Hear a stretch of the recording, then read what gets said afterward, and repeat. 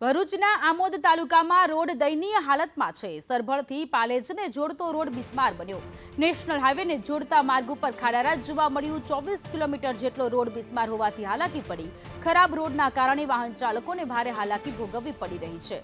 બિસ્માર રોડથી લઈને અકસ્માત થતા હોવાનો સ્થાનિકોએ આક્ષેપ કર્યો છે। 7 વર્ષથી રોડ બિસ્માર હાલતમાં છે। 7 વર્ષથી જનતા આ જ હાલાકીનો સામનો કરી રહ્યું છે।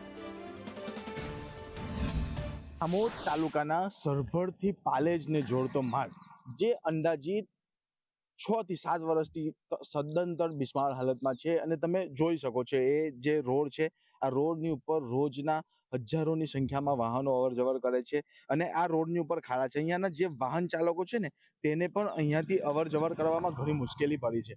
અહીંયાના તંત્ર ને અહીંયાના ગ્રામજનો આજુબાજુના વિસ્તારના વાહન ચાલકો એ આપણે એક અહીંયાથી પ્રસાર થતા એક વ્યક્તિ સાથે જ વાત કરીશું।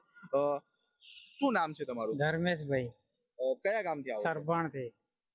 આ રોડ વિશે તમે શું કહેવા માંગો છો? ભણવો જ જોઈએ, બહુ તકલીફ પડે છે। કેવો રોડ છે આ? બહુ જ ખરાબ છે રોડ। અને તમે અહીંયા રોજ અવર જવર કરો રોજ છો? કાયમ ડેલી જ ચાલે, આખો દાડો અમે ચાલીએ। બહુ જ તકલીફ પડે। હમણાં ગાડી મોટી બી 5 મિનિટ બી પિકઅપ પકડાય નહીં।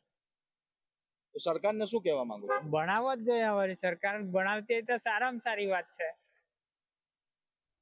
તો અહીંયાના સ્થાનિકો છે એ સ્થાનિકોને પણ કહેવું છે કે આ રોડ સદંતર બિસ્માર હાલતમાં છે। અહીંયા આ રોડની ઉપર કેટલાક અકસ્માતો પણ થયા છે, કેટલાક અકસ્માતોમાં મોત પણ નિપજ્યા છે। સરકાર આ રોડને બનાવે તો આવી ઘટનાઓ બનતી અટકે અને અહીંયાથી મુસાફરી કરતા વાહન ચાલકોને રાહત મળે। રફીક મલેક, સંદેશ ન્યૂઝ, આમોદ।